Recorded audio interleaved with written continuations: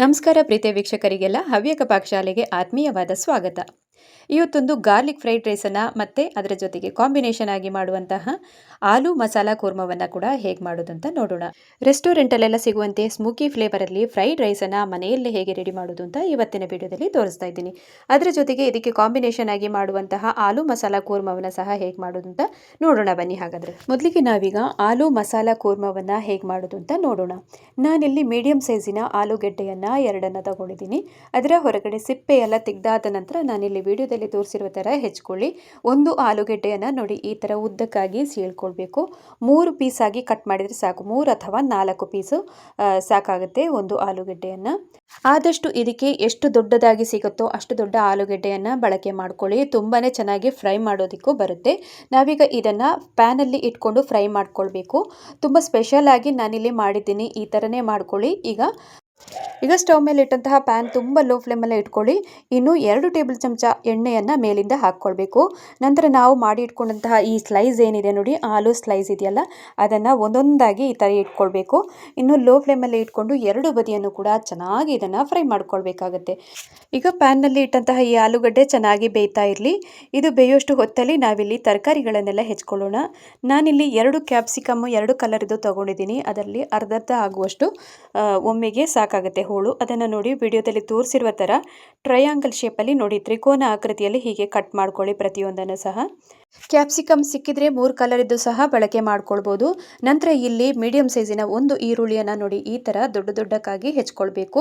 ನಾವು ಕ್ಯಾಪ್ಸಿಕಮ್ ಎಲ್ಲ ಯಾವ ಥರ ಹೆಚ್ಕೊಂಡಿದ್ದೀವಿ ನೋಡಿ ಅದೇ ಥರನೇ ಹೆಚ್ಕೊಂಡು ಒಂದು ತಟ್ಟೆಯಲ್ಲಿ ಹಾಕಿ ಇಟ್ಕೊಳ್ಳೋಣ.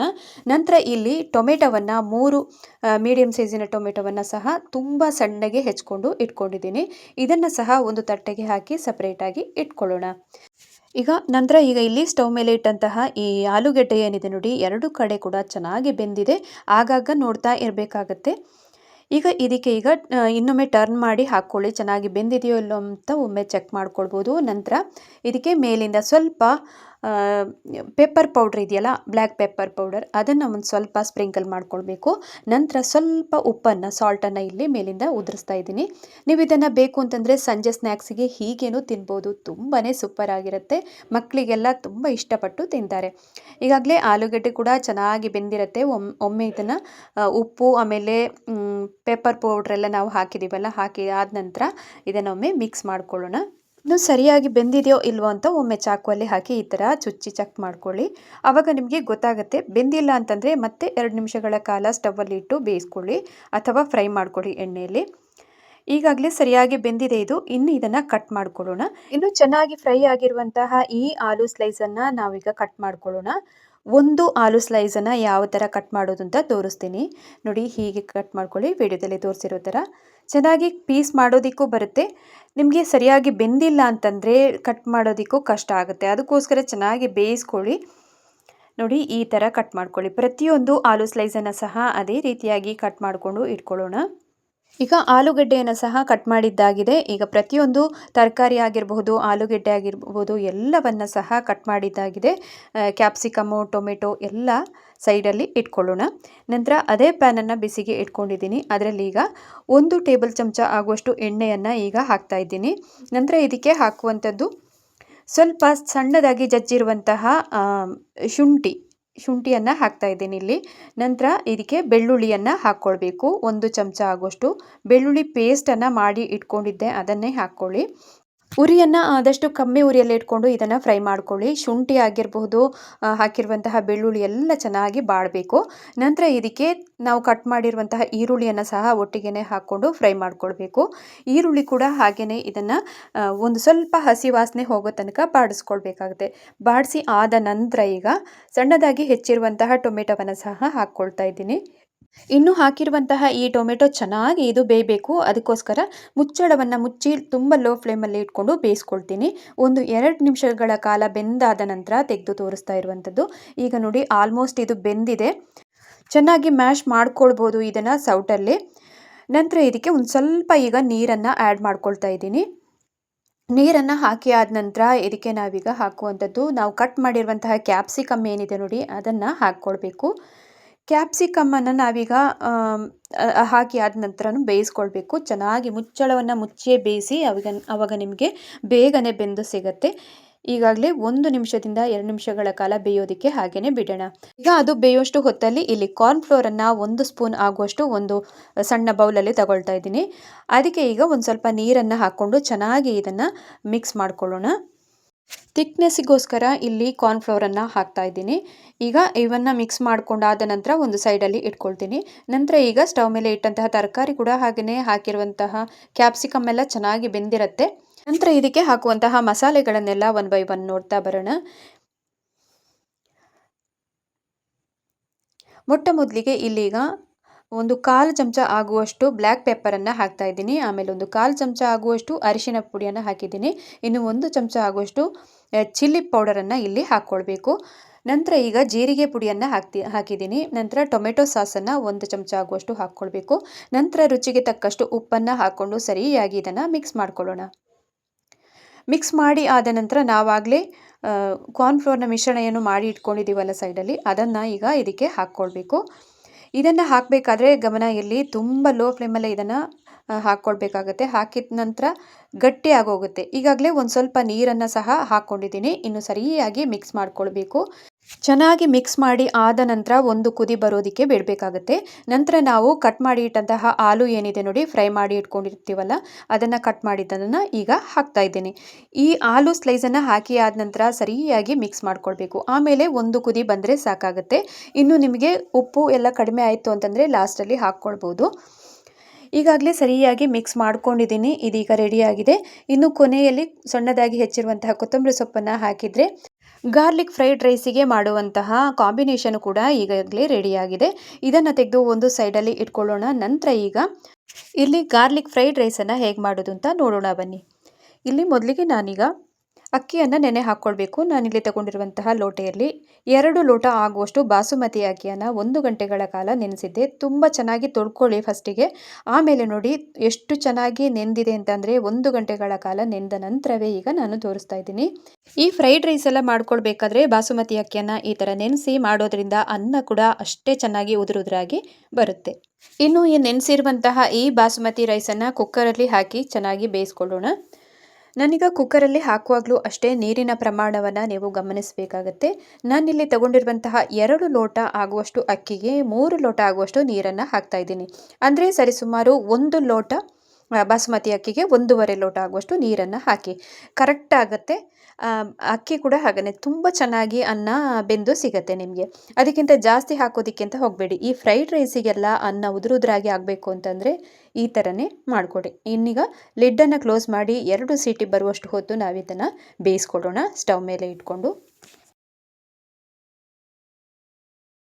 ಈಗ ಅನ್ನ ಬೇಯುವಷ್ಟು ಹೊತ್ತಲ್ಲಿ ನಾವು ಇದಕ್ಕೆ ಫ್ರೈಡ್ ರೈಸಿಗೆ ಬೇಕಾಗುವಂತಹ ತರಕಾರಿಗಳನ್ನೆಲ್ಲ ಹೆಚ್ಕೊಂಡು ಬರೋಣ. ಇಲ್ಲಿ ನಾನು 2 ರೀತಿಯಾದಂತಹ ಕ್ಯಾಪ್ಸಿಕಮ್ಮನ್ನು ತಗೊಂಡಿದ್ದೀನಿ. ಒಂದು ಕ್ಯಾರೆಟು, ಆಮೇಲೆ ಮೀಡಿಯಮ್ ಸೈಜಿನ ಈರುಳ್ಳಿ, ಆಮೇಲೆ ಒಂದು ಸ್ವಲ್ಪ ಹಸಿಮೆಣಸಿನ್ಕಾಯಿ. ಇವಿಷ್ಟನ್ನು ನಾವು ನೀಟಾಗಿ ಹೆಚ್ಕೊಂಡು ತರೋಣ. ನಾನೀಗ ಕ್ಯಾರೆಟನ್ನು ಅಂದರೆ ಒಂದನ್ನು ಹೆಚ್ಕೊಳ್ಳೋದನ್ನು ಹೇಗೆ ಅಂತ ತೋರಿಸ್ತೀನಿ. ನೋಡಿ, ಇಲ್ಲಿ ಕ್ಯಾರೆಟನ್ನು ನಾನೀಗ ಕಟ್ ಮಾಡೋದನ್ನು ತೋರಿಸ್ತೀನಿ. ಆದಷ್ಟು ಸಣ್ಣಕ್ಕೆ ಅಂದರೆ ಫೈನಾಗಿ ಇದನ್ನು ಕಟ್ ಮಾಡ್ಕೊಳ್ಬೇಕಾಗತ್ತೆ. ನೋಡಿ, ಈ ಥರ ಉದ್ದಕ್ಕಾಗಿ ಹೆಚ್ಕೊಂಡು ಹೀಗೆ ಕಟ್ ಮಾಡ್ಕೊಳ್ಳಿ ಪ್ರತಿಯೊಂದನ್ನು ಸಹ. ಈಗ ಕ್ಯಾಪ್ಸಿಕಮ್ ಆಗಿರಬಹುದು, ಈರುಳ್ಳಿ, ಕ್ಯಾರೆಟು ಇವೆಲ್ಲವನ್ನು ಸಹ ಹಾಗೆಯೇ ತುಂಬ ಸಣ್ಣದಾಗಿ ಕಟ್ ಮಾಡ್ಕೊಂಡಿದ್ದೀನಿ. ಈಗಾಗಲೇ ಈರುಳ್ಳಿ ಆಗಿರ್ಬೋದು, ಕ್ಯಾಪ್ಸಿಕಮ್ಮನ್ನು ನೋಡಿ ಸಣ್ಣದಾಗಿ ಕಟ್ ಮಾಡಿದ್ದೀನಿ. ಇನ್ನು ರೆಡ್ ಕ್ಯಾಪ್ಸಿಕಮನ್ನು ಕೂಡ ಹಾಗೆಯೇ ಸಣ್ಣದಾಗಿ ಹೆಚ್ಚಿದ್ದೀನಿ. ಇನ್ನು ಕ್ಯಾರೆಟು ಕೂಡ ಹಾಗೆಯೇ.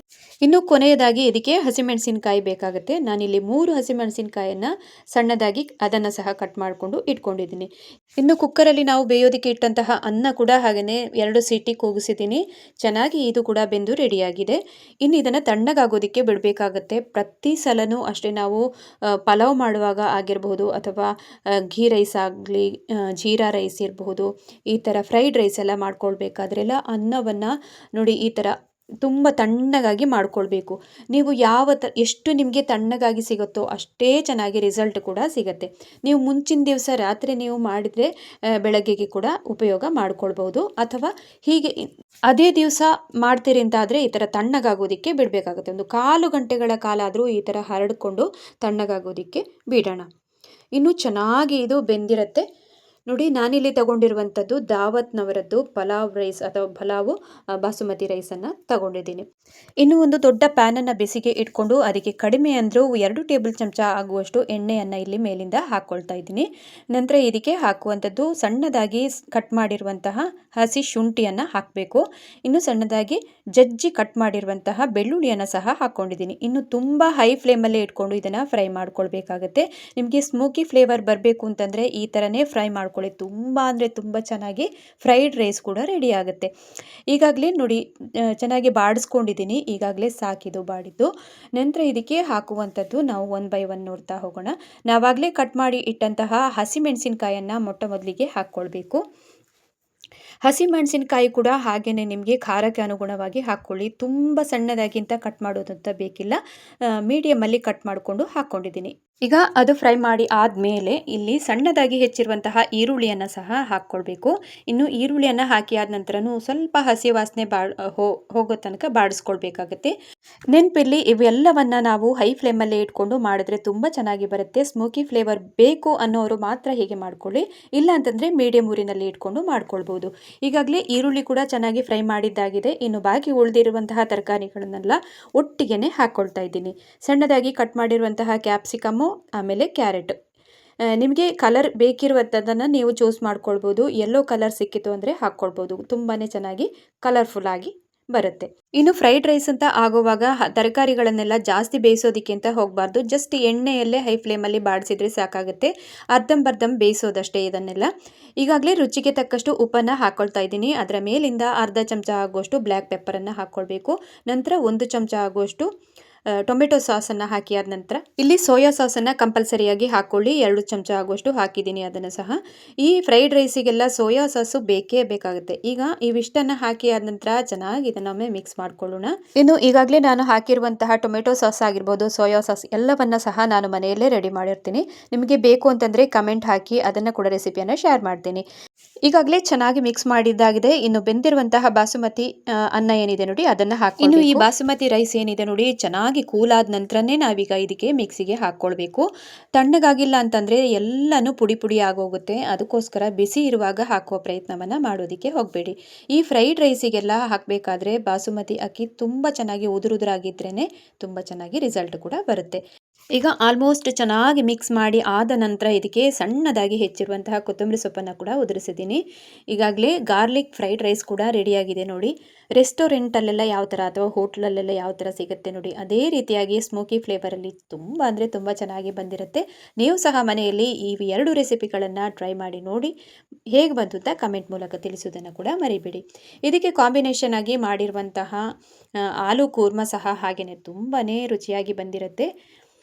ಮನೆಯಲ್ಲಿ ನೀವು ಸಹ ಇದನ್ನು ಟ್ರೈ ಮಾಡಿ ನೋಡ್ತೀರಿ ಅಂತ ಅಂದ್ಕೊಂಡಿದ್ದೀನಿ. ಇವತ್ತಿನ ಈ 2 ರೆಸಿಪಿಗಳು ನಿಮಗೆ ಇಷ್ಟ ಆಗಿದ್ದಲ್ಲಿ ಚಾನಲನ್ನು ಹೊಸಬರು ನೋಡ್ತಿದ್ರೆ ದಯವಿಟ್ಟು ಸಬ್ಸ್ಕ್ರೈಬ್ ಮಾಡ್ಕೊಳ್ಳಿ. ಹಾಗೆಯೇ ಪಕ್ಕದಲ್ಲಿರುವಂತಹ ಬೆಲ್ ಐಕಾನನ್ನು ಕೂಡ ಪ್ರೆಸ್ ಮಾಡೋದನ್ನು ಮರಿಬೇಡಿ. ಇವತ್ತಿನ ವಿಡಿಯೋಕ್ಕೊಂದು ಲೈಕ್ ಮಾಡಿ, ಶೇರ್ ಮಾಡಿ, ಸಪೋರ್ಟ್ ಮಾಡಿ ಅಂತ ಹೇಳ್ತಾ, ಹವ್ಯಕ ಪಾಕಶಾಲೆಯಲ್ಲಿ ಈಗಾಗಲೇ ಹೊಸ ರೆಸಿಪಿಗಳನ್ನೆಲ್ಲ ಅಪ್ಲೋಡ್ ಮಾಡಿದ್ದೀನಿ. ಅವೆಲ್ಲವನ್ನು ನೋಡ್ತಾ ಎಂಜಾಯ್ ಮಾಡ್ಕೊಳ್ಳಿ ಅಂತ ಹೇಳ್ತಾ ಇನ್ನೊಂದು ರೆಸಿಪಿಯೊಂದಿಗೆ ಮತ್ತೊಮ್ಮೆ ಭೇಟಿ ಆಗ್ತೀನಿ. ಅಲ್ಲಿ ತನಕ ನಮಸ್ಕಾರ.